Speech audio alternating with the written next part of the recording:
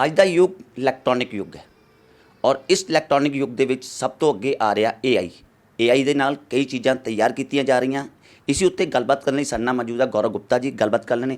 ਗੌਰਵ ਜੀ, ਅੱਜ ਜਿਹੜਾ ਇਲੈਕਟ੍ਰੋਨਿਕ ਚੀਜ਼ਾਂ ਸਭ ਤੋਂ ਅੱਗੇ ਆ ਰਹੀਆਂ, AI ਸਭ ਤੋਂ ਅੱਗੇ ਆ ਰਿਹਾ, ਠੀਕ ਹੈ। ਇੱਕ ਰੋਬੋਟ ਤਿਆਰ ਕੀਤਾ ਗਿਆ, ਕਾफ़ी ਚਰਚਾ ਦੇ ਵਿੱਚ ਹੈ, ਇਸ ਦੀ ਕਿੰਨੀ ਕੁ ਸੱਚਾਈ ਹੈ? ਬਿਲਕੁਲ ਜੀ, ਅੱਜ ਦਾ ਡੇਟ ਇਲੈਕਟ੍ਰੋਨਿਕਸ ਦਾ ਹੈ ਔਰ ਇਹ 'ਚ ਕੋਈ ਸੱਚਾਈ ਨਹੀਂ ਹੈ। ਔਰ ਜੋ ਰੋਬੋਟ ਦੀ ਜੋ ਅੱਜ ਦੀ ਡੇਟ 'ਚ ਨੈਸ਼ਨਲ ਇਸ਼ੂ ਬਣਿਆ ਹੋਇਆ, ਉਹਦੇ ਉੱਤੇ ਸਿੰਪਲ ਕੋਈ ਮੈਂ ਇੱਕ ਸਪਸ਼ਟੀਕਰਨ ਤਾਂ ਨਹੀਂ ਦੇ ਪਾਊਂਗਾ ਇੱਕ ਕੋਈ ਯੂਨੀਵਰਸਿਟੀ ਨੇ ਆਪਣਾ ਕਿਹਾ, ਬਟ ਹਾਂ ਜੋ ਰੋਬੋਟ ਹੈ ਬੇਸਿਕਲੀ ਉਹ ਇੰਡੀਆ ਮੇਡ ਨਹੀਂ ਹੈਗਾ, ਉਹ ਇੰਪੋਰਟ ਕੀਤਾ ਗਿਆ ਕਿਸੇ ਅਦਰ ਕੰਟਰੀ ਤੋਂ। ਔਰ ਇਹ ਰੋਬੋਟ ਜਿਹੜਾ ਹੈ ਬੇਸਿਕਲੀ ਐਜੂਕੇਸ਼ਨ ਪਰਪਸ ਲਈ ਯੂਜ਼ ਹੁੰਦਾ ਆ ਔਰ ਸਾਡੀ ਆਰਗੇਨਾਈਜੇਸ਼ਨ ਟੈਕਐਡ ਵੀ ਉਸ ਰੋਬੋਟ ਨੂੰ ਯੂਜ਼ ਕਰਦੀ ਹੈ ਐਜੂਕੇਸ਼ਨ ਪਰਪਸ ਲਈ ਜੀ। ਇਸ ਰੋਬੋਟ ਨੂੰ ਪੰਜਾਬ ਦੇ ਵਿੱਚ ਜਲੰਧਰ ਸ਼ਹਿਰ ਦੇ ਵਿੱਚ ਲਿਆਉਣ ਦਾ ਕੀ ਉਦੇਸ਼ ਹੈ?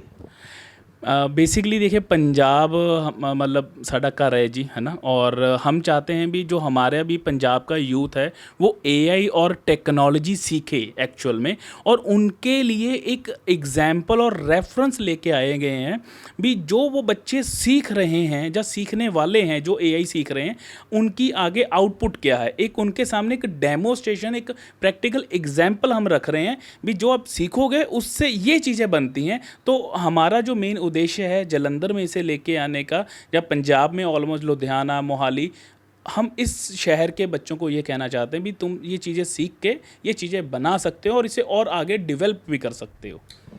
ये प्रोजेक्ट ਤੁਹਾਡੇ दिमाग ਦੇ ਵਿੱਚ ਕਦੋਂ ਆਇਆ? देखिए, being as I am engineer, है ना, और एक इंजीनियर जो हमेशा होता है वो एक क्रिएटिविटी का भूखा होता है। और हमने ठीक है उस वक्त इंजीनियरिंग करी थी, लेकिन आज का जो डिमांड है वो AI है। और AI के साथ साथ AI विद रोबोट्स, जैसे कहते हैं भी आने वाले 10 सालों में मशीनें जगह ले लेंगी या 15 साल में दुनिया जॉब रिप्लेस हो जाएगी। देखिए हम आगे का तो कह नहीं सकते, लेकिन आज के जो स्टूडेंट हैं, जो बच्चे कॉलेज के हैं या स्कूल्स के हैं, उन्हें सीखने का टेक्नोलॉजी से हक है। और हमारा मेन उद्देश्य बस यही था भी हम इन टेक्नोलॉजीज़ को जो प्रेजेंट में बच्चे पढ़ रहे हैं, जो सीखना चाहते हैं, वो इनको चीज़ें सीखें और इन्हें अपग्रेड करें।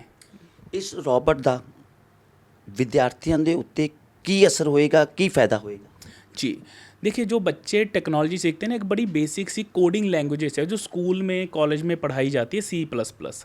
इसके बाद एक एडवांस कोडिंग लैंग्वेजेस होती है पाइथन।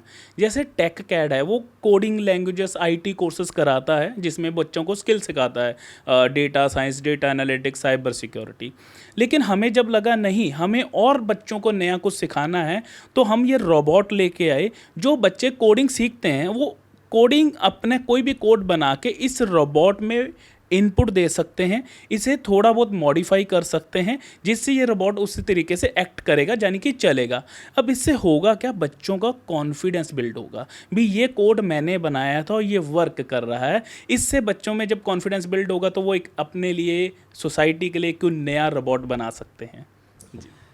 AI सब तो ज़्यादा मशहूर है, ਤੁਸੀਂ ਵੀ ਸੋਸ਼ਲ ਮੀਡੀਆ ਦੇ ਵਿੱਚ ਚਲਾਉਂਦੇ ਹੋ, ਮੋਬਾਈਲ ਚਲਾਉਂਦੇ, ਇੰਸਟਾਗ੍ਰਾਮ ਚਲਾਉਂਦੇ ਹੋ, ਫੇਸਬੁੱਕ 'ਤੇ ਚਲਾਉਂਦੇ ਹੋ।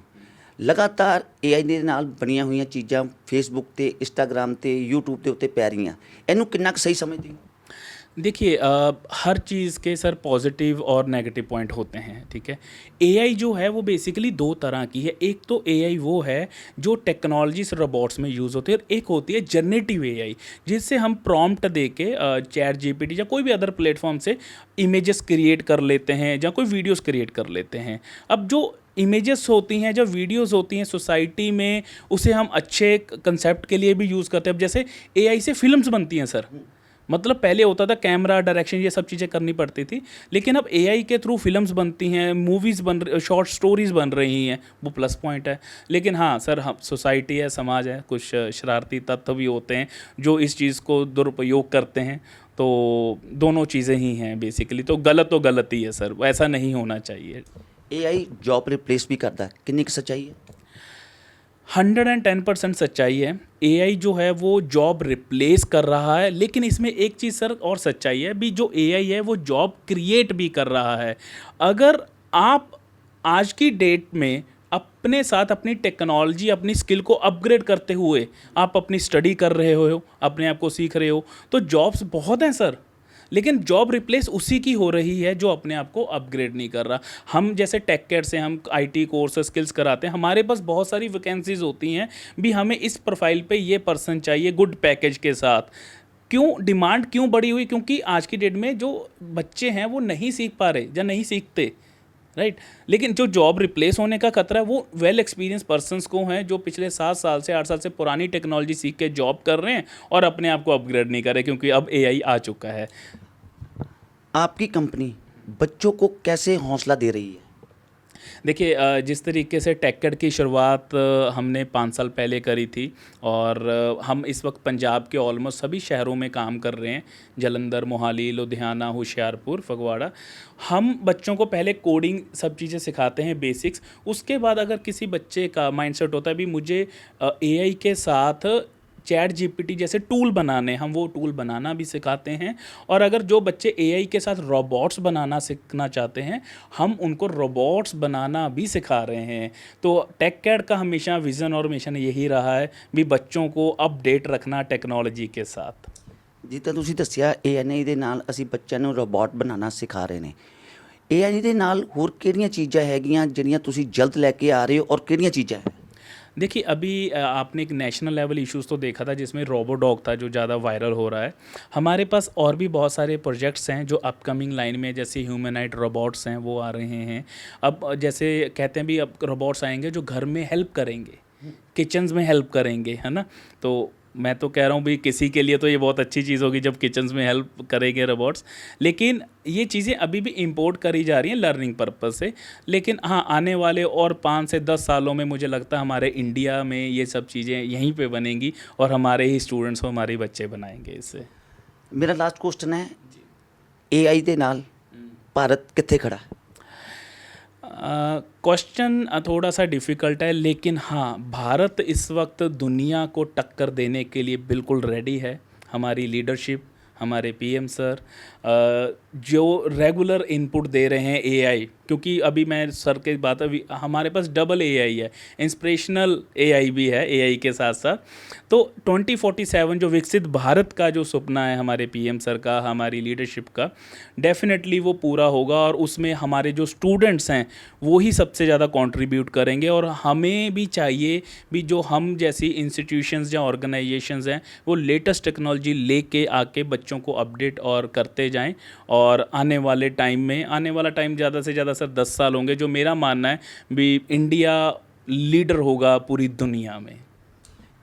ਵਿਕਾਸ ਦੇ ਕੰਮ ਲਈ ਲਗਾਤਾਰ ਦੇਸ਼ ਦੇ ਪ੍ਰਧਾਨ ਮੰਤਰੀ ਵੱਲੋਂ ਲਗਾਤਾਰ ਉਪਰਾਲੇ ਕੀਤੇ ਜਾ ਰਹੇ ਨੇ जी ਵਿਕਸਿਤ ਭਾਰਤ ਨੂੰ ਬਣਾਉਣ ਵਾਸਤੇ। जी बिल्कुल। 2047 जो विकसित भारत है, तो मैं तो थैंक यू कहूँगा। बहुत सारे चेंजेस हुए हैं पिछले कुछ समय में और अब और भी हो रहे हैं।